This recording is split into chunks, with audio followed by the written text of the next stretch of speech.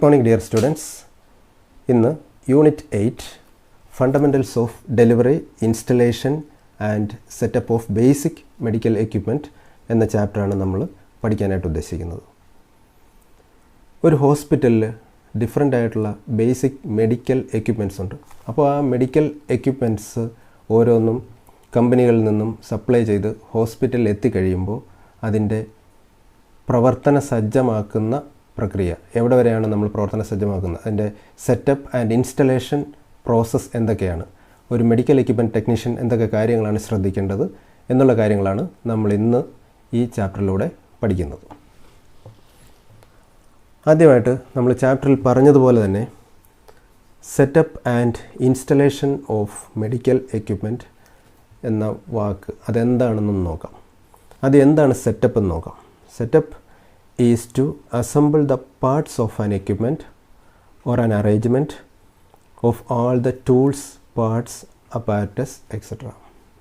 അതായത് ഒരു ഹോസ്പിറ്റലിൽ ഒരു എക്യുപ്മെൻറ്റ് ബോക്സിൽ എത്തിക്കഴിഞ്ഞാൽ അതിലുള്ള കാര്യങ്ങളൊക്കെ എന്തൊക്കെയാണ്, അതിൻ്റെ അകത്തുള്ള സെപ്പറേറ്റ് ആയിട്ടുള്ള പാർട്സ്, അപ്പാരറ്റസ് തുടങ്ങിയ കാര്യങ്ങളെല്ലാം ഒരു പ്രോപ്പർ ആയിട്ട് അറേഞ്ച് ചെയ്യുന്ന ഒരു പ്രോസസ്സിന് നമ്മൾ സെറ്റപ്പ് എന്ന് പറയുന്നു. വീണ്ടും അടുത്ത ഏറ്റവും പ്രധാനപ്പെട്ട കാര്യം installation. Installation is making the equipment ready for operation. അതായത് ഒരു എക്യുപ്മെൻറ്റ് അതിൻ്റെ പ്രവർത്തന സജ്ജമാക്കുന്ന ആ പ്രക്രിയയ്ക്ക് പറയുന്ന പേരാണ് ഇൻസ്റ്റലേഷൻ എന്ന് പറയുന്നത്. ഇനി ഹോസ്പിറ്റലിൽ എക്യുപ്മെൻറ്റ് എത്തിക്കഴിയുന്നതിന് മുന്നോടിയായി എന്തൊക്കെ കാര്യങ്ങളാണ് നമ്മൾ സെറ്റ് ചെയ്യേണ്ടത്, അതായത് delivery, installation, setup of A basic medical equipment ചെയ്യുന്നതിന് എന്തൊക്കെ കാര്യങ്ങളാണ് വേണ്ടത് എന്നും നോക്കാം. ഒന്നാമതായിട്ട് വേണ്ടുന്നത് പ്രോപ്പർ ലൊക്കേഷൻ. അതായത് ഏത് സെക്ഷനിലേക്കാണ് നമ്മൾ ഉദ്ദേശിക്കുന്നത്. ഉദാഹരണമായി ഒരു എക്യുപ്മെൻറ്റ് കാഷ്വാലിറ്റിയിലായിരിക്കും, അല്ലെങ്കിൽ ICUവിലായിരിക്കും, അല്ലെങ്കിൽ ഓപ്പറേഷൻ തിയേറ്ററിലായിരിക്കും, ഇതല്ലെങ്കിൽ വാർഡുകളിലായിരിക്കും. ഏത് സ്ഥലത്തേക്കാണ് നമ്മൾ പ്രൊവൈഡ് ചെയ്യുന്നത് എന്നുള്ള ആ ലൊക്കേഷൻ സ്പെസിഫൈ ചെയ്യണം. ആദ്യം അത് എവിടേക്കാണെന്നുള്ള അതിനുള്ള കാര്യങ്ങളൊക്കെ സെറ്റ് ചെയ്യേണ്ടിയിരിക്കുന്നു. പിന്നീട് നോക്കേണ്ട കാര്യം inspection of parts and proper assembly. ഒരു എക്യുപ്മെൻറ്റ് എത്തിക്കഴിഞ്ഞാൽ അതിൽ എന്തൊക്കെയാണ് അതിൻ്റെ പാർട്സ്, അതിനെ പ്രോപ്പറായിട്ട് അസംബിൾ ചെയ്യാൻ ആവശ്യമായ എല്ലാ പാർട്സും ഉണ്ടോ എന്നുള്ള കാര്യം ഇൻസ്പെക്റ്റ് ചെയ്യേണ്ടതാണ്. അതിൻ്റെ അകത്ത് തന്നെ ഒരുപക്ഷെ ഡിഫറെൻറ്റ് പാർട്സ് ഉള്ളതിൽ മിസ്സിങ് പാർട്സ് ഉണ്ടാവും, ഡാമേജ്ഡ് പാർട്സ് ഉണ്ടാവും, മിസ്മാച്ച് ചെയ്യുന്ന, അതുമായിട്ട് പ്രോപ്പറായിട്ട് മാച്ച് ചെയ്യുന്ന പാർട്ടുകൾ ഉണ്ടാകാതിരിക്കുക, ഇത്തരത്തിലുള്ള പ്രശ്നങ്ങളുണ്ടാവും. അപ്പോൾ ഇത്തരത്തിലുള്ള കാര്യങ്ങളൊക്കെ ഒരു biomedical technician equipment installation final ആവുന്നതിന് മുമ്പ് ഈ കാര്യങ്ങൾ ശ്രദ്ധിക്കേണ്ടതാണ്. Test of functionality. ഈ എക്യുപ്മെൻറ്റ് അതിൻ്റെ ഇൻസ്റ്റാൾ ചെയ്യുന്ന സമയത്ത് അല്ലെങ്കിൽ പ്രവർത്തന സജ്ജമാക്കുന്ന സമയത്ത് ഇതിൽ അതിൻ്റെ എല്ലാ മോഡ്സും ഡിഫറെൻറ്റ് മോഡ്സ് ഉണ്ടാവും. ഉദാഹരണം ECG മോഡ് തന്നെ, ഓട്ടോ മോഡ്, മാനുവൽ മോഡ് എന്നൊക്കെ മോഡുകളുണ്ടാവും. അപ്പോൾ ECG മെഷീൻ ഒക്കെ ഇൻസ്റ്റാൾ ചെയ്യുമ്പോൾ എല്ലാ മോഡുകളിലും അത് വർക്ക് ചെയ്യുന്നുണ്ടോ എന്നുള്ള കാര്യം നമ്മൾ ചെക്ക് ചെയ്യണം. ഇത്തരത്തിൽ ഉള്ള കാര്യങ്ങളെല്ലാം ചെക്ക് ചെയ്ത് പ്രവർത്തന സജ്ജമാണെന്ന് ഉറപ്പുവരുത്തിയതിന് ശേഷം പിന്നീട് അടുത്തായിട്ട് റിമൂവൽ ഓഫ് അൺനെസസറി മെറ്റീരിയൽസ്.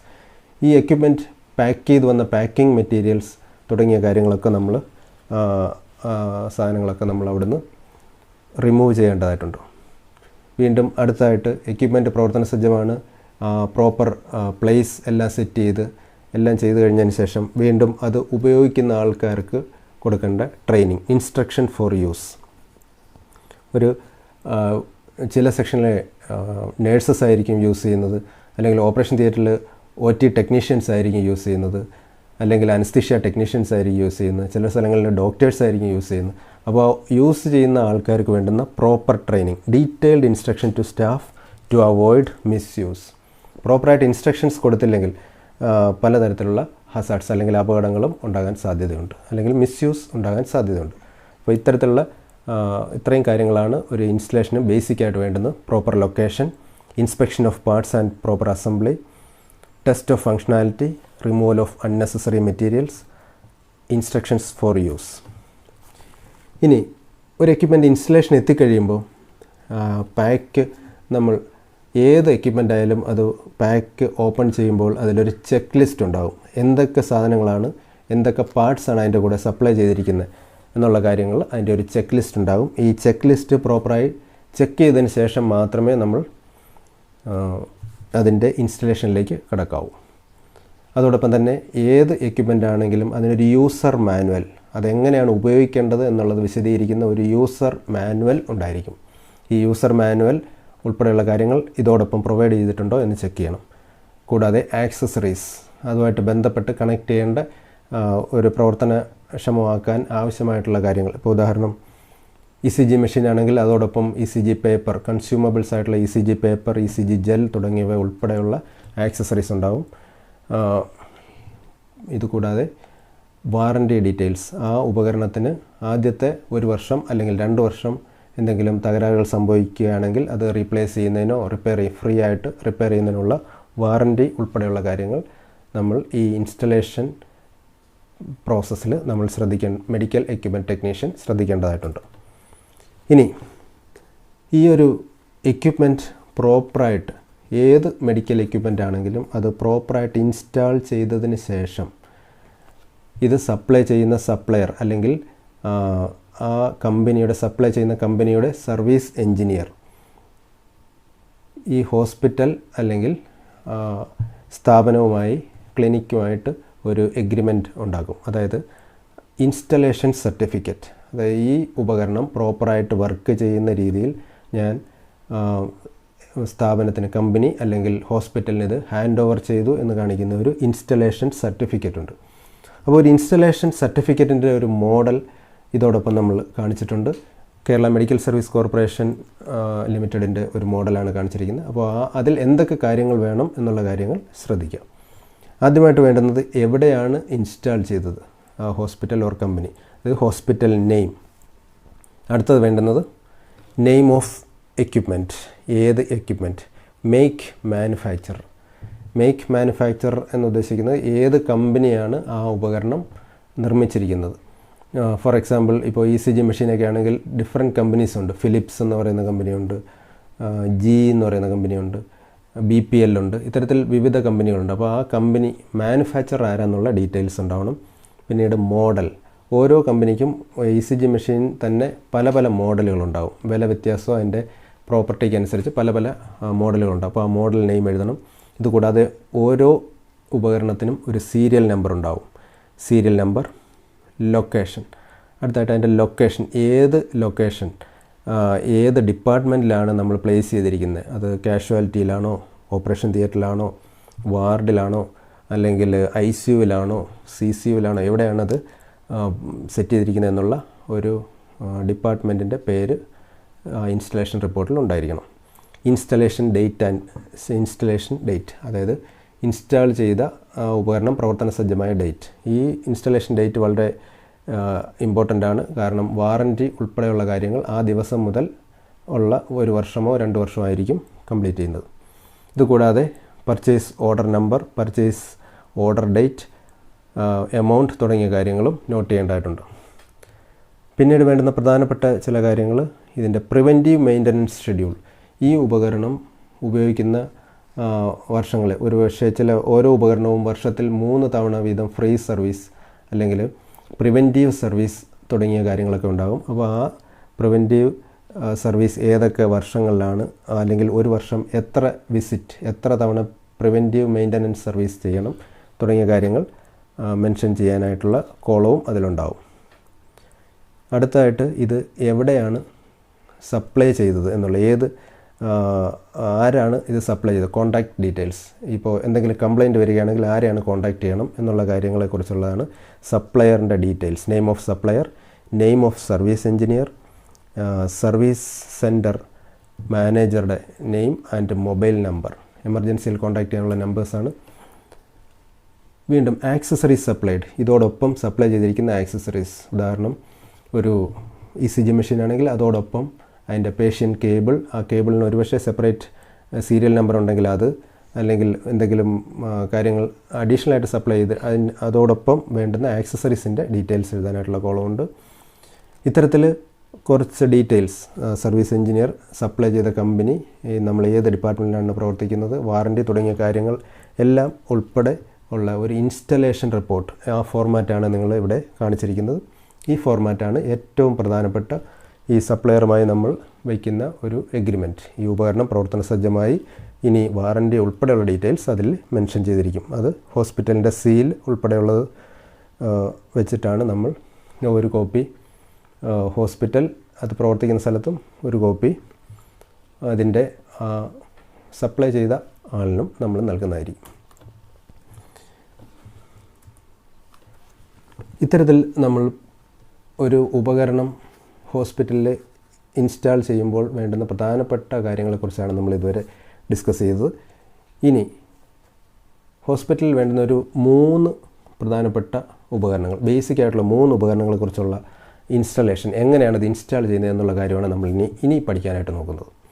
അപ്പോൾ അതിൽ നമ്മൾ ഇപ്പോൾ മനസ്സിലാക്കിയിരിക്കേണ്ടത്, ഒന്ന് ECG മെഷീൻ. ഒരു ECG മെഷീൻ എങ്ങനെ ഇൻസ്റ്റാൾ ചെയ്യാം എന്നുള്ള കാര്യമാണ് ആദ്യമായിട്ട് നമ്മൾ നോക്കുന്നത്. വീണ്ടും അടുത്തത് ഓട്ടോക്ലേവ്. ഓട്ടോക്ലേവ് എന്ന് പറയുന്ന ഉപകരണം എങ്ങനെയാണ് ഇൻസ്റ്റാൾ ചെയ്യുന്നത് എന്നുള്ള കാര്യം ആണ് അടുത്തത്. മൂന്നാമതായിട്ടുള്ളത് oxygen cylinder with regulator, flow meter and humidifier. ഈ കാര്യങ്ങളൊക്കെ ആയിട്ട് ഒരു ഓക്സിജൻ സിലിണ്ടറിനോടൊപ്പം എങ്ങനെയാണ് ഒരു ഫ്ലോ മീറ്ററും റെഗുലേറ്ററും കണക്ട് ചെയ്യുന്നത് എന്നുള്ള കാര്യവും നമ്മൾ നോക്കും. അപ്പോൾ ആദ്യം നമ്മൾ ഒരു ECG മെഷീൻ്റെ ഇൻസ്റ്റലേഷനാണ് പഠിക്കാനായിട്ട് ഉദ്ദേശിക്കുന്നത്. Install and setup of an ECG machine. ശ്രദ്ധിക്കേണ്ട കാര്യം, ഒരു ECG മെഷീൻ്റെ അകത്ത് മെയിൻ യൂണിറ്റ് ഉണ്ടാവും, അതോടൊപ്പം അതിൻ്റെ ആക്സസറീസ് എന്ന് പറയുന്ന clip electrode, suction electrode, patient cable, power code തുടങ്ങിയ ആക്സസറീസ് ഉണ്ടാവും. അതിൻ്റെ ചിത്രങ്ങളൊക്കെ ഞാൻ വീഡിയോയിൽ കാണിക്കുന്നുണ്ട്. അപ്പോൾ ഇത്തരത്തിൽ ഉള്ള കാര്യങ്ങൾ ചേർത്തിട്ടാണ് നമ്മളൊരു ECG മെഷീൻ ഇൻസ്റ്റാൾ ചെയ്യുന്നത്.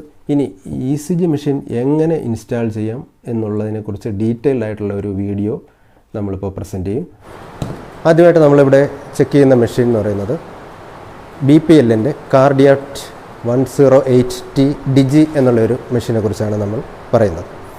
അപ്പോൾ ആ മെഷീൻ വന്നിരിക്കുന്ന ആദ്യം നമുക്കൊന്ന് ശ്രദ്ധിക്കാം. മെഷീൻ്റെ പാക്കിംഗ് ആണിത്. ആ മെഷീൻ പാക്കിങ്ങിൻ്റെ ഫ്രണ്ടിൽ തന്നെ എഴുതിയിട്ടുണ്ട്. BPL കമ്പനിയുടെ പേരാണ് BPL കാർഡിയാക് 108T ഡിജി എന്നുള്ള മെഷീനാണ്. അത് സിംഗിൾ ചാനൽ മെഷീനാണ്. ECG മെഷീൻ സിംഗിൾ ചാനൽ മെഷീനാണ് നമ്മൾ ചെയ്യുന്നത്.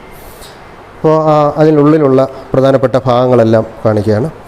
ഒന്നാമതായിട്ട് അതിൻ്റെ മെയിൻ യൂണിറ്റ്, BPLൻ്റെ ECG machine cardiac 108T digi എന്നുള്ള മോഡലിൻ്റെ മെയിൻ യൂണിറ്റാണ് നമ്മളിവിടെ കാണുന്നത്. ഇതാണ് അതിൻ്റെ മെയിൻ യൂണിറ്റ്. ഇനി അടുത്തായിട്ട് അതിൻ്റെ ആക്സസറീസ് സെക്ഷനാണ് നമ്മൾ ശ്രദ്ധിക്കുന്നത്. ആക്സസറീസ് സെക്ഷൻ എന്ന് പറയുമ്പോൾ ഒന്നാമതായിട്ട് വേണ്ടുന്ന കാര്യം അതിൻ്റെ പേഷ്യൻ്റ് കേബിളാണ്. പേഷ്യൻ്റ് കേബിൾ എന്ന് പറയുമ്പോൾ നമ്മൾ പേഷ്യൻറ്റിലേക്ക് കണക്ട് ചെയ്യാനായിട്ടുള്ളത്, അതായത് ECG എടുക്കേണ്ട പേഷ്യൻറ്റിനെ കണക്ട് ചെയ്യാനായിട്ടുള്ള കേബിളാണ് നമുക്ക് തന്നിരിക്കുന്നത്. അപ്പോൾ അത് മെഷീനിൽ കണക്ട് ചെയ്യണം. ഇതാണ് പേഷ്യൻ്റ് കേബിളാണിത്. പേഷ്യൻ്റ് കേബിൾ കണക്ട് ചെയ്യുന്ന കണക്ടറൊക്കെ ഉണ്ട്. അപ്പോൾ അത് കാര്യങ്ങളൊക്കെ നമുക്ക് അടുത്തായിട്ട് നോക്കാം. ഇപ്പോൾ അതിൻ്റെ പേഷ്യൻ്റ് കേബിൾ. പിന്നീട് ഈ മെഷീൻ പ്രധാന പവർ സപ്ലൈ ഉദ്ദേശിക്കുന്നത് കറണ്ടുമായി നമ്മൾ AC-യിൽ ബാറ്ററി ചാർജ് ചെയ്യാൻ വേണ്ടി AC കണക്ട് ചെയ്യുന്ന പവർ കോഡാണ് രണ്ടാമത്തെ പ്രധാനപ്പെട്ട കാര്യം. അപ്പോൾ പവർ കോഡ് നമുക്ക് തന്നിട്ടുണ്ട്. പവർ കോഡ് അടുത്തത്. ഇനി മൂന്നാമതായിട്ടുള്ള കാര്യം എന്ന് പറയുന്നത് ഈ കേബിൾ, പേഷ്യൻ്റ് കേബിളിലേക്ക് കണക്ട് ചെയ്യാനുള്ള വിവിധ ലീഡുകളാണ്, ലിംബ് ലീഡ്സ്. അപ്പോൾ ലിംബ് ലീഡ്സ് 4 എണ്ണമാണുള്ളത്. ഈ 4 ലിംബ് ലീഡ്സ് 4 കളറിലാണ് തന്നിരിക്കുന്നത്. ലിംബ് ലീഡ്സ് എന്ന് ഉദ്ദേശിക്കുന്നത് ഈ right arm, left arm, right leg, left leg എന്നീ ഭാഗങ്ങളിൽ കണക്ട് ചെയ്യാനുള്ള ലീഡ്സാണിത്. ഇത് പേഷ്യൻ്റ് കേബിളുമായിട്ട് കണക്ട് ചെയ്തതിന് ശേഷമാണ് പേഷ്യൻറ്റിലേക്ക് കണക്ട് ചെയ്യുന്നത്. അപ്പോൾ ഈ ലിംബ് ലീഡ്സ് എന്ന് ഉദ്ദേശിക്കുന്ന സംഭവമാണ് ഈ കാണിച്ചിരിക്കുന്നത്, 4 കളർ. അടുത്തായിട്ടുള്ളത് നമ്മൾ പഠിച്ചിട്ടുണ്ട് സക്ഷൻ കപ്പ് ഇലക്ട്രോഡ് എന്ന് പറയും. സക്ഷൻ കപ്പ് ഇലക്ട്രോഡ് എന്ന് പറയുന്നത് ഇത് നമ്മൾ പേഷ്യൻറ്റിൻ്റെ ചെസ്റ്റിൽ കണക്ട് ചെയ്യുന്ന 6 ചെസ്റ്റ് ലീഡ് ഉണ്ടെന്ന്, ECGക്ക് 6 ചെസ്റ്റ് ലീഡാണുള്ളത്. അപ്പോൾ ആ ചെസ്റ്റിൽ കണക്ട് ചെയ്യാനുള്ള ഇലക്ട്രോഡാണിത്. അപ്പോൾ ഇത് ഒരു സക്ഷൻ ഫോമിലാണ് വർക്ക് ചെയ്യുന്നത്. അപ്പോൾ അത് നമ്മൾ ചെസ്റ്റിൽ വെക്കുമ്പോൾ ഈ രൂപത്തിൽ ഇത്തരത്തിൽ അത് പിടിച്ചിരിക്കും. ആ ലീഡുമായിട്ട് കണക്ട് ചെയ്ത് അങ്ങ് പിടിച്ചിരിക്കും. അതാണ് ഉദ്ദേശിക്കുന്നത്. അപ്പോൾ സക്ഷൻ കപ്പ് ഇലക്ട്രോഡ് ഇതിനോടൊപ്പം ഉള്ളതാണ്. അപ്പോൾ നമ്മളുടെ അടുത്ത ആക്സസറീസ് സക്ഷൻ കപ്പ് ഇലക്ട്രോഡാണ്. പിന്നീട് ഒരു എർത്ത് കേബിൾ ഉണ്ടാകും. എർത്ത് കേബിൾ എന്ന് ഉദ്ദേശിക്കുന്നത് ഇത് പേഷ്യൻറ്റിൽ മറ്റ് ഡിസ്റ്റർബൻസ് ഒന്നും വരാതിരിക്കാൻ വേണ്ടി മെഷീനിൽ നിന്നും ഏതെങ്കിലും ഒരു എർത്ത് പോയിന്റിലേക്ക് കണക്ട് ചെയ്യാനുള്ള എർത്ത് കേബിളാണിത്. അടുത്തായിട്ട് പിന്നീട് നമ്മുടെ പ്രധാനപ്പെട്ട 1-2 കാര്യങ്ങളാണ്. ഈ മെഷീൻ നമുക്ക് വർക്ക് ചെയ്യണമെങ്കിൽ മെഷീൻ്റെ അകത്ത് നമ്മൾ ECG എടുക്കുന്നത് പേപ്പറിലാണ്. പേപ്പർ എന്നുദ്ദേശിക്കുന്നത് തെർമൽ പേപ്പറാണ്. തെർമൽ പേപ്പർ ഒരു റോൾ ഇതോടൊപ്പം നൽകിയിട്ടുണ്ട്, ആക്സസറീസിൻ്റെ കൂട്ടത്തിൽ നൽകിയിട്ടുണ്ട്. ഇത് തെർമൽ പേപ്പർ, അതായത് ചൂടായിട്ടാണ് ഇതിൻ്റെ അകത്ത് ലീഡ്സ് കിട്ടുന്നത്. തെർമൽ പേപ്പറാണിത്. പിന്നീട് പേഷ്യൻറ്റിൽ ഈ ECG കണക്റ്റ് ചെയ്യുമ്പോൾ അപ്ലൈ ചെയ്യുമ്പോൾ അതിൻ്റെ കോണ്ടാക്റ്റ് പ്രോപ്പറാകാൻ വേണ്ടിയുള്ള ജെല്ലിയാണ്. അപ്പോൾ ഇത്രയും കാര്യങ്ങളാണ്. പിന്നീട് ഈ ഒരു പ്രിൻ്റർ, അതായത് പ്രിൻ്റ് ചെയ്യുന്ന പേപ്പറിനുള്ള റോൾ ചെയ്യാൻ വേണ്ടിയുള്ള ഒരു സെൻറ്റർ കണക്ട് ചെയ്യുന്ന ഒരു ആക്സിലുണ്ട്. ഈ ആക്സിൽ ഇത്രയും കാര്യങ്ങൾ ഇതോടൊപ്പം നമ്മൾ ആക്സസറീസിൻ്റെ സെക്ഷനിൽ തന്നിരിക്കുന്നതാണ്. ഇത്രയും കാര്യങ്ങളിലെല്ലാം നമ്മളൊരു BPLൻ്റെ തന്നെ ഒരു ബാഗിൻ്റെ അകത്തായിട്ടാണ് ഇത്രയും ആക്സസറീസുകൾ നൽകിയിരിക്കുന്നത്. ECG മെഷീനായിട്ട് ബന്ധപ്പെട്ട ആക്സസറീസ് ഇത്രയും കാര്യങ്ങളാണ്. അടുത്തതായിട്ട് നമുക്ക് ഒരു ECG മെഷീനോടൊപ്പം വരുന്ന ഇതോടൊപ്പമുള്ള മറ്റൊരു പ്രധാനപ്പെട്ട കാര്യമാണ് അതിൻ്റെ യൂസർ മാനുവൽ. യൂസർ മാനുവൽ എന്ന് പറഞ്ഞാൽ ഇതെങ്ങനെയാണ് ഈ ഉപകരണം ഉപയോഗിക്കേണ്ടത് എന്നുള്ള കംപ്ലീറ്റ് ഡീറ്റെയിൽസ് ഈ യൂസർ മാനുവലിലുണ്ട്. കിങ്ങിൻ്റെ അകത്ത് ആക്സസറീസ് ഉൾപ്പെടെയുള്ള കാര്യങ്ങൾ, എന്തൊക്കെ കാര്യങ്ങളാണ് നമുക്ക് തന്നിട്ടുള്ളത് എന്നുള്ള ഒരു ലിസ്റ്റ് നമുക്ക് ഇതോടൊപ്പം നൽകും. അപ്പോൾ ആ മെഷീൻ ഇൻസ്റ്റാൾ ചെയ്യുന്നതിന് മുമ്പ് നമ്മുടെ പ്രധാനപ്പെട്ട ധർമ്മം ഇൻസ്റ്റാൾ ചെയ്യുക എന്നുള്ളതാണ്. ഇൻസ്റ്റാൾ ചെയ്യുന്നതിന് മുമ്പ് എന്തൊക്കെയാണുള്ളത് എന്നുള്ള കാര്യം ഇതോടൊപ്പം നൽകിയിരിക്കുന്ന ആക്സസറീസ് മെയിൻ യൂണിറ്റ് ഉൾപ്പെടെയുള്ള കാര്യങ്ങൾ എന്തൊക്കെയാണെന്ന് നമ്മൾ ശ്രദ്ധിക്കേണ്ടതായിട്ടുണ്ട്. തെർമൽ പേപ്പർ എങ്ങനെയാണ് സെറ്റ് ചെയ്യുന്നത് എന്നുള്ള കാര്യം നമുക്ക് നോക്കാം. ഇപ്പോൾ മെഷീൻ്റെ മുൻഭാഗത്തായിട്ട് പേപ്പർ സെറ്റ് ചെയ്യുന്നതിന് വേണ്ടിയുള്ള ഒരു ട്രേ ഉണ്ട്. തെർമൽ പേപ്പർ സെറ്റ് ചെയ്യുന്നതിനുള്ള ട്രേ ഈ മെഷീൻ്റെ മുൻഭാഗത്തായിട്ടുണ്ട്. ആ ട്രേ എടുത്തതിന് ശേഷം നമ്മൾ മെഷീൻ്റെ ട്രേ ഓപ്പൺ ചെയ്യാൻ ഇവിടെ ഒരു ചെറിയ ഒരു നോച്ച്, ഒരു ആരോ മാർക്ക് സിമ്പിൾ കൊടുത്തിട്ടുണ്ട്. അപ്പോൾ ആ സിമ്പിൾ ഉള്ള ഭാഗത്ത് ഇത് ഇളക്കിയതിന് ശേഷം അത് മാറ്റിവെക്കുന്ന ഇതിലൊരു റോളറുണ്ട്. പേപ്പർ റോൾ ചെയ്യാനായിട്ടുള്ളൊരു റോളറാണ് ഇതിലുള്ളത്. അപ്പോൾ ആ റോളർ ഈ രീതിയിലാണ് ഫിക്സ് ആവുന്നത്. അപ്പോൾ ആദ്യം ഓപ്പണർ അത് മാറ്റിയതിന് ശേഷം നമ്മളുടെ തെർമൽ പേപ്പർ എടുക്കുന്നു. തെർമൽ പേപ്പർ കവർ ചെയ്തൊരു BPLൻ്റെ ഒരു പേപ്പർ ഉണ്ടാകും. കാർഡിയാറ്റിൻ്റെ തന്നെ തെർമൽ പേപ്പറാണ്. ആ തെർമൽ പേപ്പർ എടുത്തതിന് ശേഷം തെർമൽ പേപ്പർ പേപ്പറിൽ ഈ മെഷീനുള്ളിൽ റോള് ചെയ്യാനായിട്ടൊരു ആക്സിലുണ്ട്. ഈ ആക്സിൽ വെച്ചെങ്കിൽ മാത്രമേ ഈ പേപ്പർ ഫ്രീ ആയി റോൾ ചെയ്യത്തുള്ളൂ. ഇത്തരത്തിൽ മെഷീൻ്റെ അകത്ത് ഈ രീതിയിൽ പേപ്പർ റോൾ ചെയ്യാനായിട്ടുള്ളൊരു ആക്സിലുണ്ട്. അപ്പോൾ ആ ആക്സിലും കൂടെ വെച്ചതിന് ശേഷം നമ്മൾ ഈ മെഷീൻ്റെ ഉള്ളിലേക്ക് വെച്ച് കൊടുക്കുകയാണ്. അപ്പോൾ മെഷീൻ്റെ ഉള്ളിലേക്ക് വെച്ചതിന് ശേഷം അപ്പോൾ ഇത്തരത്തിൽ പ്രോപ്പറായിട്ട് അല്പം കുറച്ച് ഭാഗം മുകളിലേക്ക് പേപ്പർ വെളിയിലേക്ക് വരുന്ന രീതിയിൽ സെറ്റ് ചെയ്തതിന് ശേഷം നമ്മൾ അതിൻ്റെ ക്ലോസ് ചെയ്യുന്ന ഭാഗം എടുത്ത് ക്ലോസ് ചെയ്യുന്നത് വളരെ ഈസിയാണ്. അത് വെറുതെ ക്ലോസ് ചെയ്ത് കൊടുത്താൽ മതി. അപ്പോൾ ടൈറ്റ് ചെയ്തതിന് ശേഷം ഇത്രയുമാണ് പേപ്പർ ഫിക്സിങ്ങുമായി ബന്ധപ്പെട്ടുള്ളത്. അപ്പോൾ പേപ്പർ നമ്മൾ ഫിക്സ് ചെയ്തതിന് ശേഷം നമ്മുടെ പേഷ്യൻറ്റ് കേബിളിലേക്ക് പോവാം. അടുത്തായിട്ട് പേഷ്യൻറ്റ് കേബിളാണ് നമുക്ക് സെറ്റ് ചെയ്യേണ്ടത്. അപ്പോൾ പേഷ്യൻറ്റ് കേബിൾ നേരത്തെ നമ്മൾ കണ്ടിരുന്നു. ആക്സസറീസിൻ്റെ പ്രധാനപ്പെട്ട സാധനമാണ് പേഷ്യൻറ്റ് കേബിൾ. അതിനൊരു കണക്ടറുണ്ട്. പേഷ്യൻറ്റിൻ്റെ ഭാഗത്തേക്കുള്ള ലീഡ്സ് കണക്ട് ചെയ്യാനായിട്ട് വിവിധ തരത്തിലുള്ള കളർ കോഡിങ്ങോടുകൂടിയാണ് ഇതിൻ്റെ ലീഡ്സ് തന്നിരിക്കുന്നത്. അപ്പോൾ ആദ്യമായി ലിംബ് ലീഡ്സ് എന്ന് ഉദ്ദേശിക്കുന്നത് പേഷ്യൻറ്റിൻ്റെ limbs, right arm, left arm, right leg, left leg, ഈ പോയിൻറ്റുകളിൽ കണക്ട് ചെയ്യേണ്ടതാണ്. ആദ്യം നമ്മൾ എടുക്കുന്ന റെഡ് കളറുള്ളതാണ്. റെഡ് കളർ കോഡ് തന്നിരിക്കുന്നത് റൈറ്റ് ആമിലേക്കുള്ളതാണ്. റൈറ്റ് ആമിലേക്ക് കണക്ട് ചെയ്യാനായിട്ട് ആ ലിംബ് ലീഡ് കണക്ട് ചെയ്യുന്നതിനേക്കുള്ള ഇലക്ട്രോഡ് ഇതോടൊപ്പം തന്നിട്ടുണ്ട്. ഇലക്ട്രോഡിൻ്റെ ഈ ഭാഗമാണ് നമ്മുടെ റൈറ്റ് ആമിൽ വലതുവശത്ത് വലത് കൈയുടെ കോണ്ടാക്റ്റ് വരുന്ന ഭാഗം. അപ്പോൾ അതിലേക്കുള്ള ലീഡ് കണക്ട് ചെയ്യുകയാണ്. അതിൻ്റെ ഒരു നട്ടൊന്ന് ലൂസ് ചെയ്തതിന് ശേഷം അതിലേക്ക് കടത്തി വെച്ച് ടൈറ്റ് ചെയ്തതിന് ശേഷം ഇപ്പം റൈറ്റ് ആമിൻ്റെ കണക്ഷനായി കഴിഞ്ഞ് ഇനി നമ്മൾ പേഷ്യൻ്റ് കണക്ട് ചെയ്യുന്ന നേരം ഇത് എടുത്ത റൈറ്റ് ആമിൽ ഈ കോണ്ടാക്റ്റ് വരുന്ന ഈ മെറ്റൽ പാർട്ട് പേഷ്യൻറ്റിൻ്റെ ഈ ഭാഗത്ത് വരുന്ന രീതിയിൽ ലിംബിൽ റൈറ്റ് ആമിൽ കണക്ട് ചെയ്തു. പേഷ്യൻ്റ് കിടന്നു കഴിയുമ്പോൾ ഇങ്ങനെയാണ് കണക്ട് ചെയ്യുന്നത്. അപ്പോൾ കണക്ഷൻ ഈ രൂപത്തിൽ ആയി കഴിയും.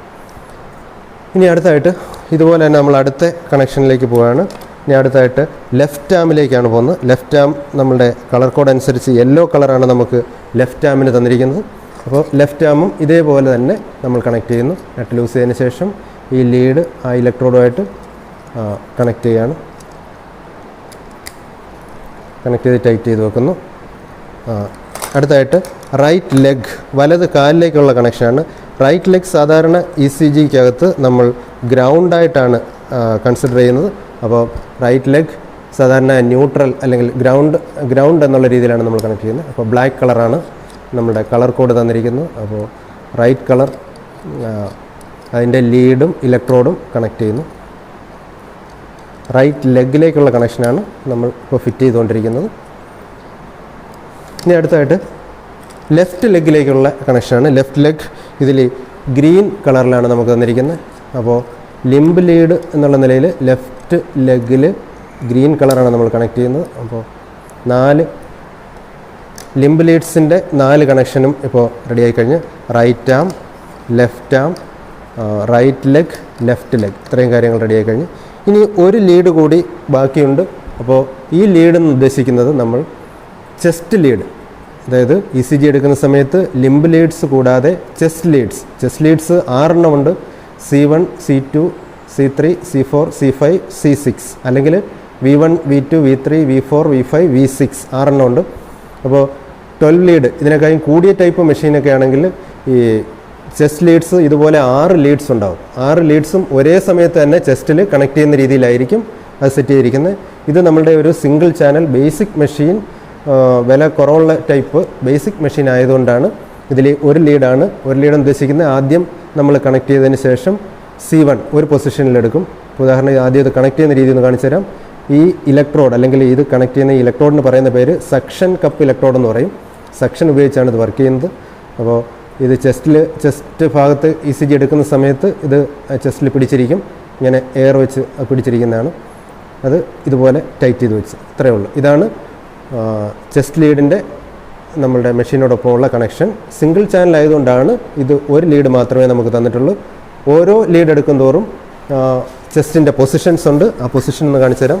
നമ്മൾ ചെസ്റ്റിൻ്റെ പൊസിഷൻ എന്ന് പറഞ്ഞാൽ V1, V2, V3, V4, V5, V6 ഇങ്ങനെ 6 പൊസിഷനിലേക്കാക്കിയാണ് നമ്മൾ ECG എടുക്കുന്നത്. ആദ്യത്തെ പൊസിഷൻ V1 എന്നുള്ള പൊസിഷൻ വരുന്ന ഇത് റെക്കോർഡ് ചെയ്യുന്ന സമയത്ത് നമ്മൾ V1 എന്നുള്ള പൊസിഷനിൽ ഈ ചെസ്റ്റിലേക്ക് ഇതിങ്ങനെ കണക്ട് ചെയ്ത് വെക്കും.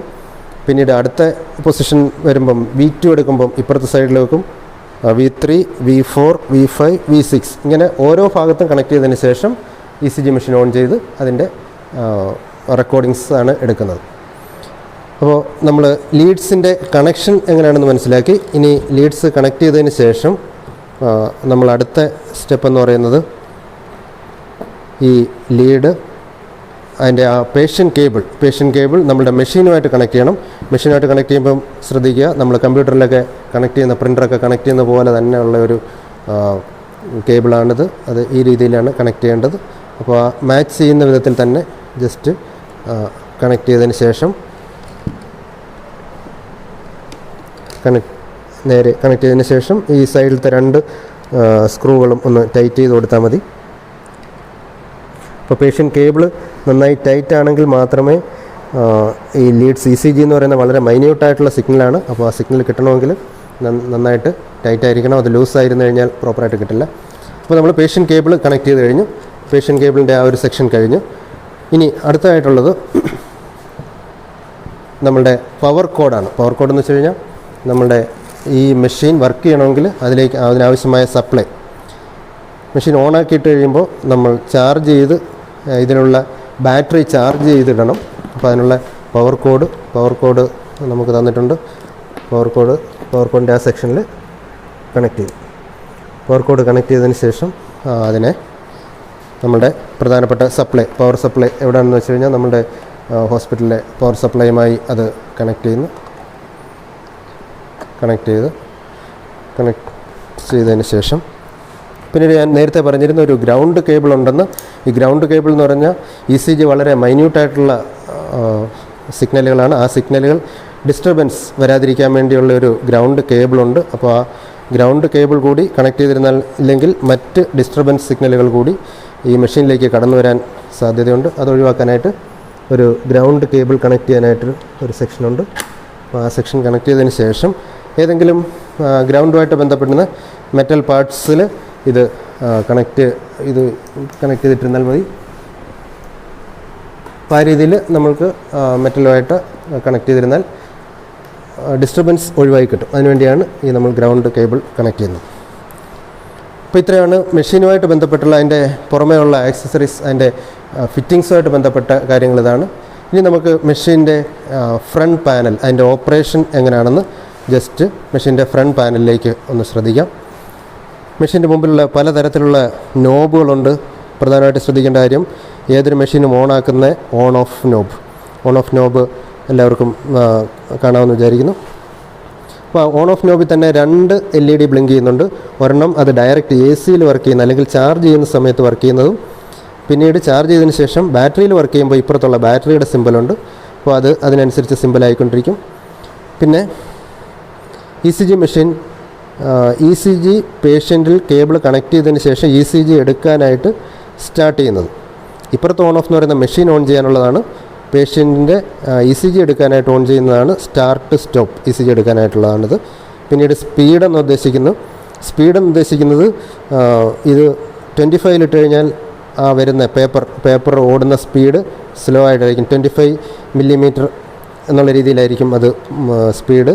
അടുത്ത ഒരു പ്രാവശ്യം പ്രസ് ചെയ്ത് കഴിഞ്ഞാൽ 50 ആകും. 50 ആകുമ്പോഴത്തേക്ക് സെക്കൻഡിൽ 50 മില്ലിമീറ്റർ എന്നുള്ള രീതിയിൽ കുറേ കൂടെ സ്പീഡിലായിരിക്കും പേപ്പർ മൂവ് ചെയ്യുന്നത്. പിന്നീട് ഫിൽറ്ററുണ്ട്. ഫിൽറ്റർ ഉദ്ദേശിക്കുന്ന അൺവാണ്ടഡ് ആയിട്ടുള്ള AC സിഗ്നലുകളെ റിമൂവ് ചെയ്യാനായിട്ടും. പിന്നീട് ഗെയിൻ 5, 10, 50 എന്നുള്ള ഗെയിനുണ്ട്. സാധാരണ 10-ലിട്ടാണ് നമ്മൾ ഉപയോഗിക്കുന്നത്. അടുത്തതായിട്ട് മെഷീൻ ഒരു ECGക്ക് പ്രിപ്പയർ ആയി കഴിഞ്ഞാൽ ECG എടുക്കുന്ന സമയത്ത് ഓരോ ലീഡുകൾ, ECGക്ക് വിവിധ തരത്തിലുള്ള ലീഡ് ഉണ്ടെന്നറിയാം. ഒന്നാമത്തെ lead lead 1, lead 2, lead 3, AVR, AVL, AVF, പിന്നീട് ചെസ്റ്റ് ലീഡ്സ്. അപ്പോൾ ഓരോ ലീഡിൻ്റെയും സെലക്ഷൻ, ഇപ്പോൾ 1 ഓപ്ഷനിൽ നിന്നും അടുത്തതിലേക്ക് പോകാനാണ് അഡ്വാൻസ്ഡ് 2ലേക്ക് മാറണമെങ്കിൽ ഒന്ന് പ്രസ് ചെയ്താൽ 2ലേക്ക് പോകും. പിന്നീട് 3, പിന്നീട് AVR, AVL, AVF. അതുപോലെ പൊസിഷൻ ആദ്യത്തെ പൊസിഷനിൽ വെച്ചതിന് ശേഷം ഒരു പ്രാവശ്യം പ്രസ് ചെയ്ത് കഴിയുമ്പോൾ നമുക്ക് ഈ V1 എടുക്കാം. പിന്നീട് ലീഡിൻ്റെ പൊസിഷൻ V2ലാക്കി ഇത്തരത്തിൽ V1, V6 എടുക്കാനായിട്ടുള്ള പൊസിഷനാണിത്. അപ്പോൾ ഈ മെഷീൻ്റെ ഫ്രണ്ട് പാനൽ ഇത്രയുമാണ് ഇതിൻ്റെ ഈ ഒരു ECG മെഷീൻ്റെ ഫ്രണ്ട് പാനൽ. അടുത്തായിട്ട് ഒരു ECG മെഷീൻ്റെ പ്രവർത്തനം എങ്ങനെയാണെന്ന് നമുക്കൊന്ന് നോക്കാം. പേഷ്യൻ്റ് അല്ലെങ്കിൽ നമ്മൾ മെഷീൻ ചെക്ക് ചെയ്യാൻ വേണ്ടി, ഇപ്പോഴത്തെ അവസരത്തിൽ നമ്മൾ പേഷ്യൻ്റ് ഇല്ല, മെഷീൻ ഇൻസ്റ്റലേഷനാണ്. നമ്മളുടെ കയ്യിൽ മെഷീൻ ചെക്ക് ചെയ്ത് നോക്കാൻ വേണ്ടി നമ്മൾ ഓരോ സെക്ഷൻ എങ്ങനെയാണ് വർക്ക് ചെയ്യുന്നതെന്ന് ജസ്റ്റ് ഒന്ന് ചെക്ക് ചെയ്ത് നോക്കാം. ആദ്യം നമ്മൾ ഈ ലീഡ് കണക്ട് ചെയ്യുന്ന രീതി ഒന്ന് ചെക്ക് ചെയ്യാം. അതായത് ഉദാഹരണം റൈറ്റ് സൈഡിൽ എങ്ങനെ ലീഡ് കണക്ട് ചെയ്യാമെന്ന് നോക്കാം. നമ്മൾ റെഡ് കളറിലുള്ള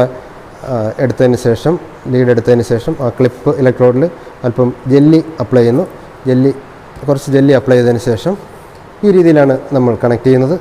അപ്പോൾ ബോഡിയുമായി നല്ല കോണ്ടാക്റ്റ് കിട്ടാൻ വേണ്ടിയാണ് ഈ ഒരു ജെല്ലി ഉപയോഗിക്കുന്നത്.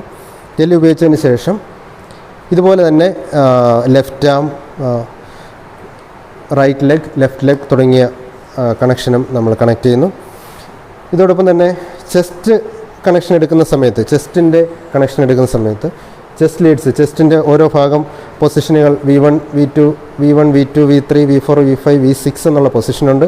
അപ്പോൾ ആ പൊസിഷനിൽ ഇതുപോലെ ചെസ്റ്റിൽ ജെല്ലി അപ്ലൈ ചെയ്തതിന് ശേഷം ഈ സക്ഷൻ കപ്പ് ഇലക്ട്രോഡാണ്. ജെല്ലി അപ്ലൈ ചെയ്ത് കഴിഞ്ഞാൽ സക്ഷൻ കപ്പ് ഇലക്ട്രോഡ് അതുപോലെ അവിടെ പിടിച്ചിരുന്നോളും. അപ്പോൾ ഇത്തരത്തിൽ ചെസ്റ്റിലെ ഓരോ പൊസിഷനിലും നമ്മൾ ഇത് ഞാൻ വെറുതെ ഡെമോൺസ്ട്രേഷന് വേണ്ടി കയ്യിൽ ഒട്ടിച്ച് കാണിക്കുകയാണ്. യഥാർത്ഥത്തിൽ ഇത്തരത്തിലുള്ള ബൾബ് ഇലക്ട്രോഡ് നമ്മൾ കണക്ട് ചെയ്യുന്നത് ചെസ്റ്റിൽ കണക്ട് ചെയ്യുമ്പോൾ ഈ രൂപത്തിൽ അത് ഈസി ആയിട്ട് അവിടെ പിടിച്ചിരുന്നോളും.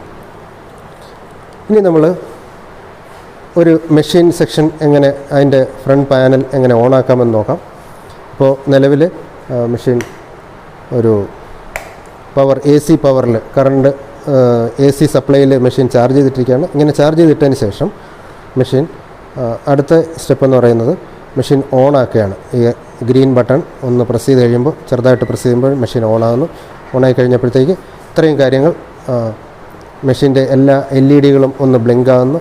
Lead 1, lead 2, lead 3, AVR, AVL, AVF, V എന്നുള്ള പല പൊസിഷനിലായിട്ടാണ് നിൽക്കുന്നത്.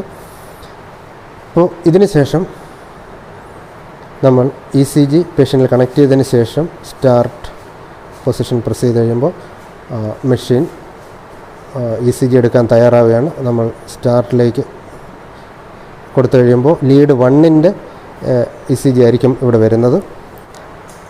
അടുത്തതായി നമ്മൾ മെഷീൻ സ്റ്റാർട്ട് ചെയ്യാമെന്ന് സ്റ്റാർട്ട് സെക്ഷനിൽ പ്രസ് ചെയ്യുന്നു.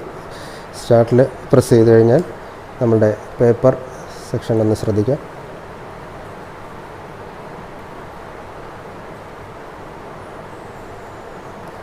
ഈ പേപ്പറിൽ ഇതുപോലൊരു കാലിബ്രേഷൻ സിഗ്നൽ ഉണ്ടാകും. കാലിബ്രേഷൻ എന്ന് വെച്ചാൽ ഒരു 1 mV, ഒരു ഗ്രാഫിൻ്റെ 1 mV വരുന്ന രീതിയിലുള്ള ഒരു തുടക്കം, മെഷീൻ വർക്കിംഗ് ആണോ എന്നുള്ളത് കാണിക്കാനായിട്ട് ഒരു കാലിബ്രേഷൻ സിഗ്നൽ ഉണ്ടാകും.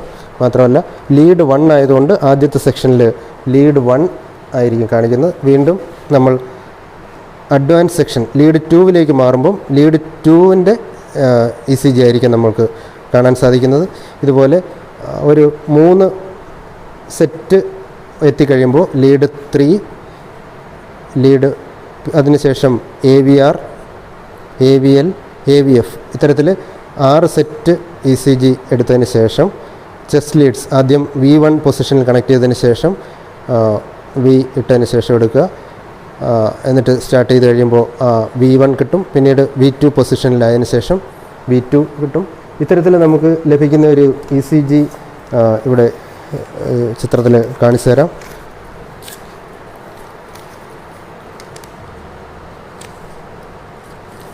ഇത്തരത്തിൽ നമ്മൾ ഓരോ പേഷ്യൻറ്റിൻ്റെയും ഒരു 3 പീക്ക് വരുന്ന രീതി, 6ൻ്റെ പീക്ക് 3ഓ 4ഓ വരുന്ന രീതിയിലാണ് നമ്മൾ ECG സാധനം എടുക്കുന്നത്. ഇത് ആദ്യത്തെ ചിത്രത്തിൽ നമുക്ക് കാണാൻ സാധിക്കും.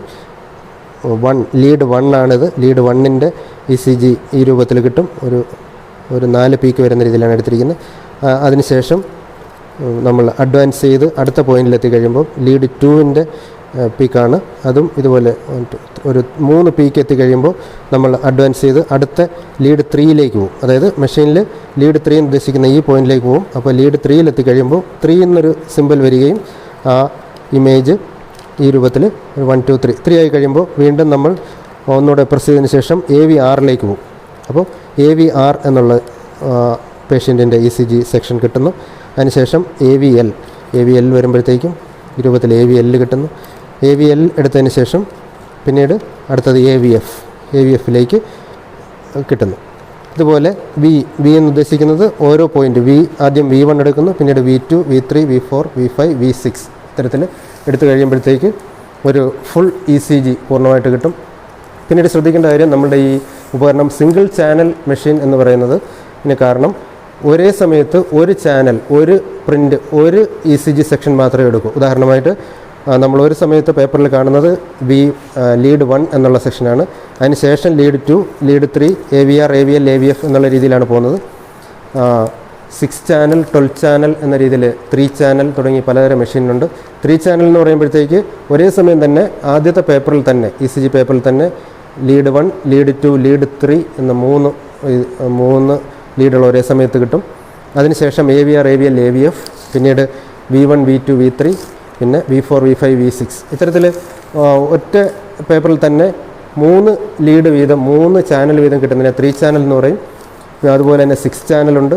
അതുപോലെ ഇതെല്ലാം ഒരുമിച്ച് കിട്ടുന്ന A4 സൈസ് പ്രിൻ്ററിൽ കിട്ടുന്ന തരത്തിലുള്ള 12 ചാനൽ പുതിയ മെഷീനുകളൊക്കെ 12 ചാനൽ മെഷീനുകളാണ്. ഇത് നമ്മൾ പ്രാക്ടിക്കൽ നമ്മുടെ ലാബിൽ പഠിക്കാൻ വേണ്ടി ഉള്ള സിംഗിൾ ചാനൽ ECG മെഷീനാണ്. ഒരേ സമയത്ത് ഒരു ECG ലീഡ് മാത്രമേ നമുക്ക് ലഭ്യമാകുള്ളൂ. ഓക്കെ, അടുത്തതായി ഓട്ടോക്ലേവ് എന്ന ഉപകരണത്തെക്കുറിച്ചാണ് നമ്മൾ പഠിക്കുന്നത്. ഇത്തരത്തിൽ നമ്മളൊരു ഓട്ടോക്ലേവിൻ്റെ പ്രവർത്തനം എങ്ങനെയാണ് എന്ന് അറിയുന്നതിനായി നമ്മളോടൊപ്പം അരുൺ ബോസ് സാർ നമ്മളെ ഒരു ഓട്ടോക്ലേവിൻ്റെ പ്രവർത്തന രീതി എങ്ങനെയാണെന്ന് വിശദീകരിച്ചു തരുന്നതാണ്.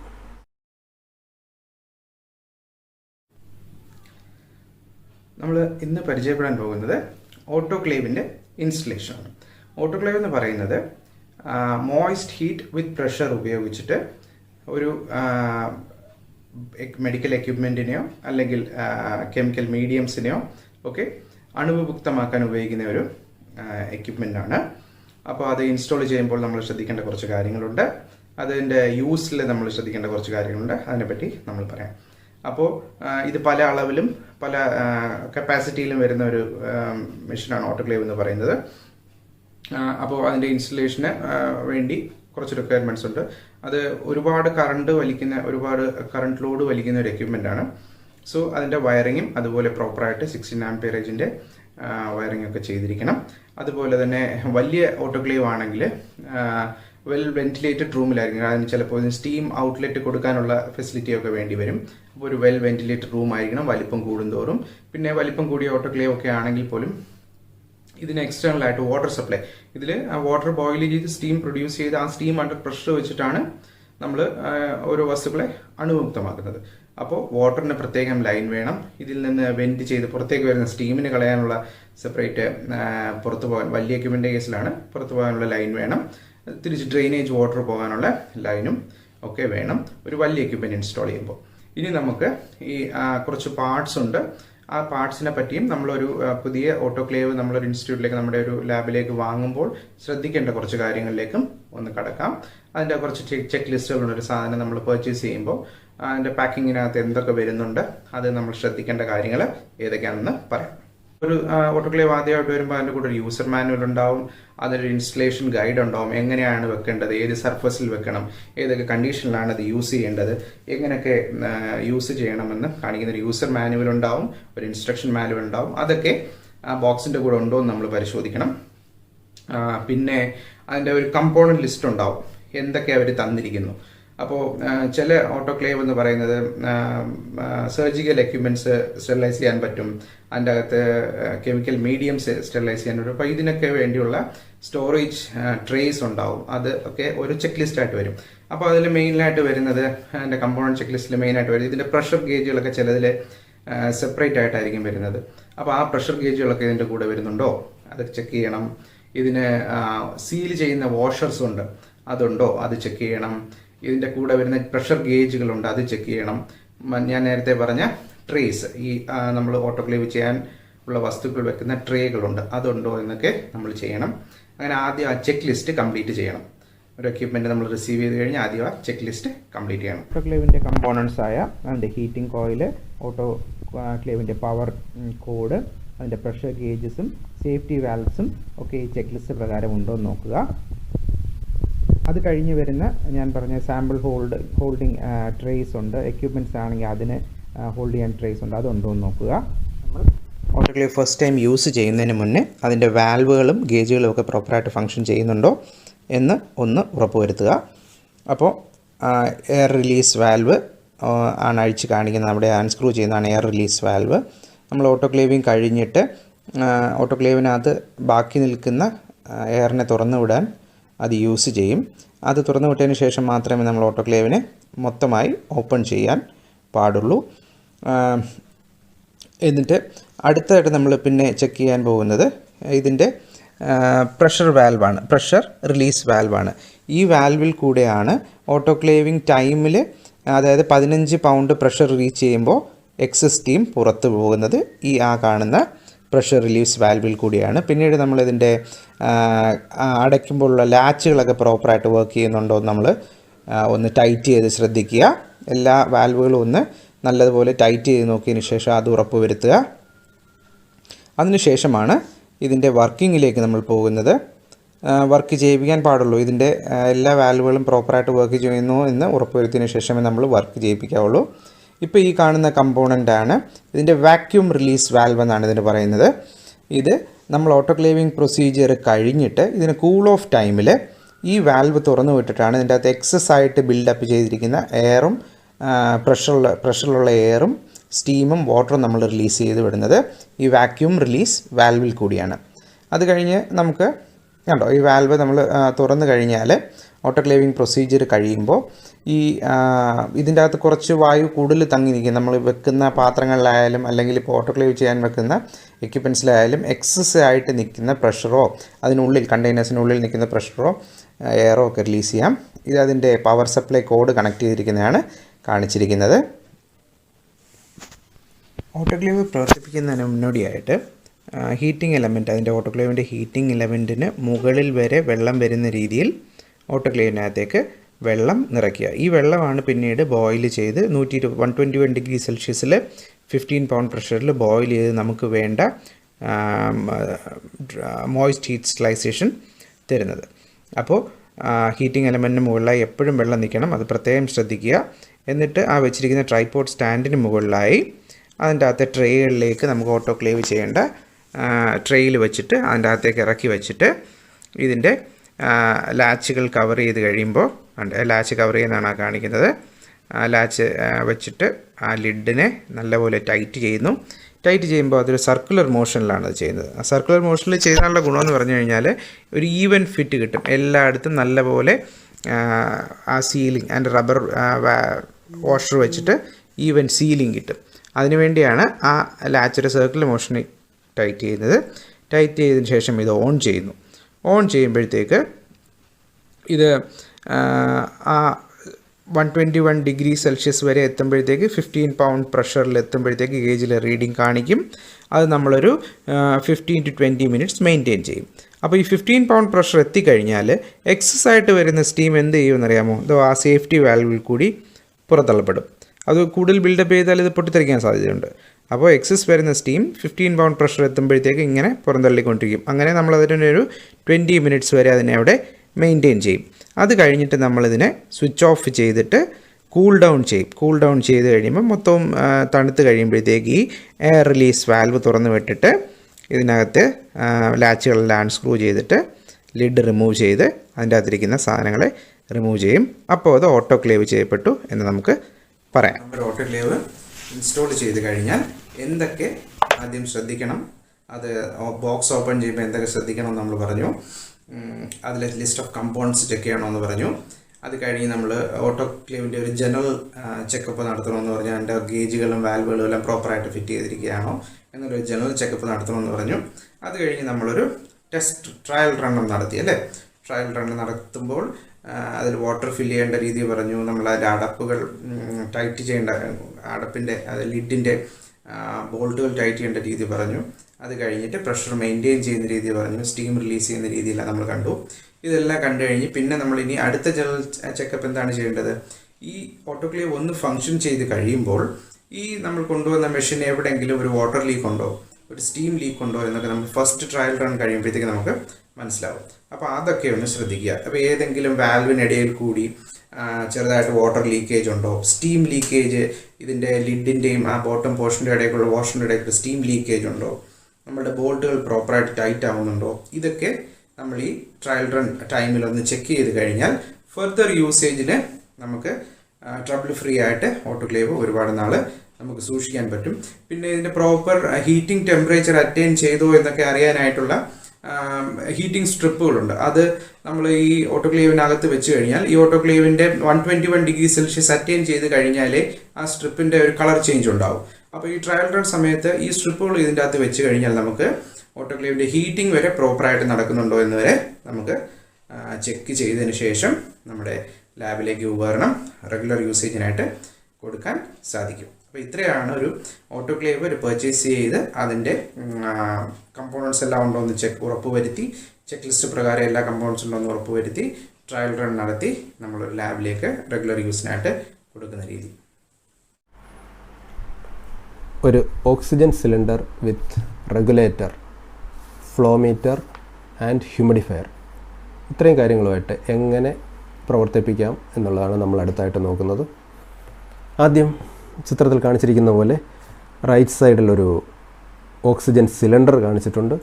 ലെഫ്റ്റ് സൈഡിൽ ഒരു ഫ്ലോ മീറ്റർ എന്ന് പറയും. അതായത് ഓക്സിജൻ സിലിണ്ടറിൽ നിന്നും ഓക്സിജൻ പേഷ്യൻറ്റിലേക്ക് കൊടുക്കുന്ന ആ ഒരു സെറ്റപ്പിന് പറയുന്ന പേരാണ് ഫ്ലോ മീറ്റർ ആൻഡ് ഹ്യൂമിഡിഫയർ.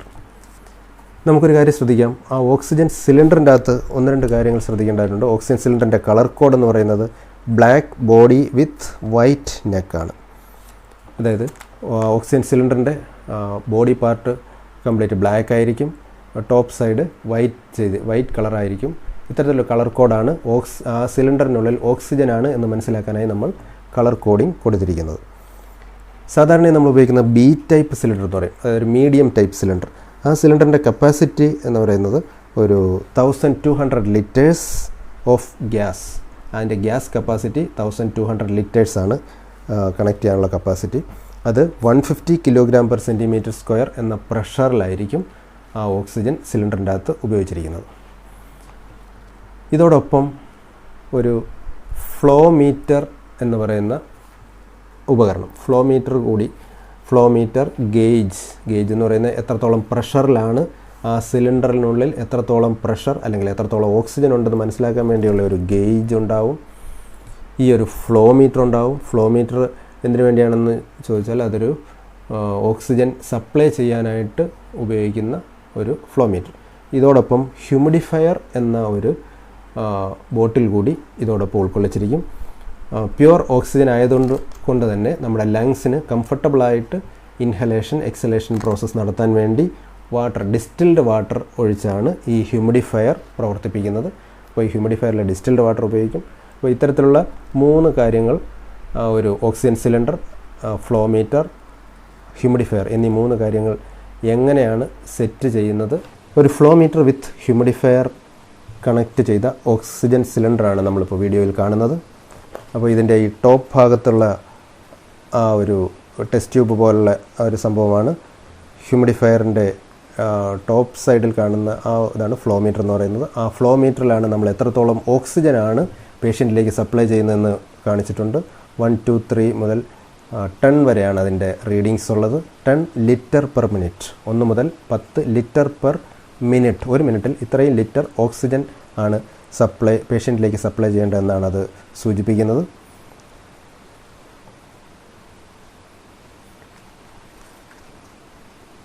അടുത്തായിട്ട് അതിൻ്റെ ഒരു ബ്ലാക്ക് നോബുണ്ട്, അതതിൻ്റെ റെഗുലേറ്ററാണ്. അതിൻ്റെ താഴ്ഭാഗത്തായിട്ട് കാണിച്ചിരിക്കുന്ന ഒരു സെക്ഷനാണ് ഒരു ഹ്യൂമിഡിഫയർ. ഇനി ഒരു പ്രഷർ ഗേജാണ്. സിലിണ്ടറിൽ എത്ര പ്രഷറുണ്ട്, ഓക്സിജൻ എത്ര പ്രഷറിലാണ് സിലിണ്ടറിൽ ഇരിക്കുന്നത് എന്നുള്ളതാണ് ആ പ്രഷർ ഗേജിൽ കാണിച്ചിരിക്കുന്നത്. കംപ്രസ്ഡ് ഓക്സിജൻ അതിൽ കംപ്രസ് ചെയ്ത് വെച്ചിരിക്കുന്നത് എത്ര പ്രഷറിലാണെന്നാണ്. അടുത്തായിട്ട് കാണിച്ചിരിക്കുന്നത് ഒരു ഹ്യൂമിഡിഫയർ. ആ ബ്ലൂ ബോട്ടിൽ, ഒരു ബോട്ടിലാണ്. ആ ബോട്ടിലിൻ്റെ ടോപ്പ് ബ്ലൂ കളറിലുള്ളതാണ് ഹ്യൂമിഡിഫയർ നമ്മൾ റൊട്ടേറ്റ് ചെയ്താണ് അത് ഇളക്കിയെടുത്ത് ആണ് വാട്ടർ ഫില്ല് ചെയ്തതിന് ശേഷം, ഡിസ്റ്റിൽഡ് വാട്ടർ ഫില്ല് ചെയ്തതിന് ശേഷമാണ് ഉപയോഗിക്കുന്നത്. അപ്പോൾ ഓക്സിജൻ സിലിണ്ടറിൽ നിന്നും വന്ന് ഹ്യൂമിഡിഫയർ വഴിയാണ് പേഷ്യൻറ്റിലേക്ക് പോകുന്നത്.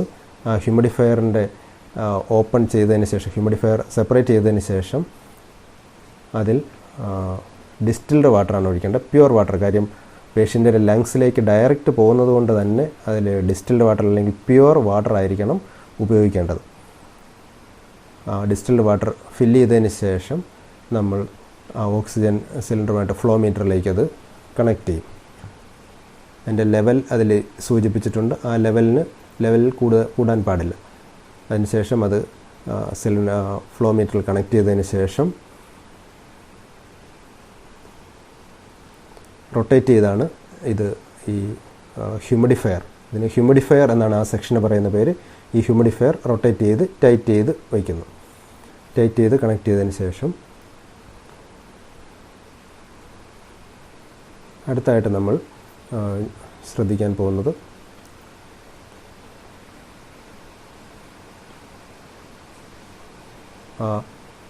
റെഗുലേറ്ററാണ്. റെഗുലേറ്റർ എന്ന് പറയുന്ന ആ സെക്ഷൻ ഓഫാണ്. ആ ബ്ലാക്ക് നോബ് അത് ഓഫ് ചെയ്തിരിക്കുകയാണ്. ഇനി അടുത്തായിട്ട് ഒരു സ്പാനർ സിലിണ്ടർ ഓപ്പൺ ചെയ്യാൻ വേണ്ടിയുള്ള സ്പാനറാണ്. ഒരു സ്പെഷ്യൽ ടൈപ്പ് സ്പാനറാണ്. അതുപയോഗിച്ച് സിലിണ്ടറിൻ്റെ ടോപ്പ് നമ്മൾ ഓപ്പൺ ചെയ്യുന്നു. ആൻറ്റി ക്ലോക്ക് വൈസിൽ തിരിച്ചിട്ടാണ് സിലിണ്ടർ ഓപ്പൺ ചെയ്യുന്നത്.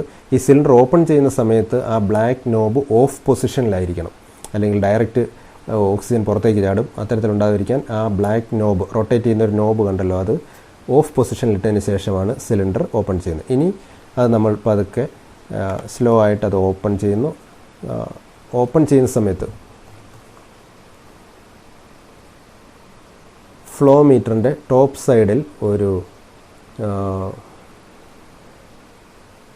എത്രത്തോളം ലിറ്റർ പെർ മിനിറ്റാണ് ഓക്സിജൻ പോകുന്നത് എന്ന് ശ്രദ്ധിക്കുന്നതിനായിട്ട് ഒരു ഫ്ലോട്ടുണ്ട്. ആ ഫ്ലോട്ട് എത്ര ഓക്സിജനാണ് പേഷ്യൻറ്റിലേക്ക് സപ്ലൈ ചെയ്യുന്നത്. പേഷ്യൻറ്റിൽ ഉപയോഗിക്കാനുള്ള മാസ്കും നമ്മൾ ചിത്രത്തിൽ കാണാൻ സാധിക്കും.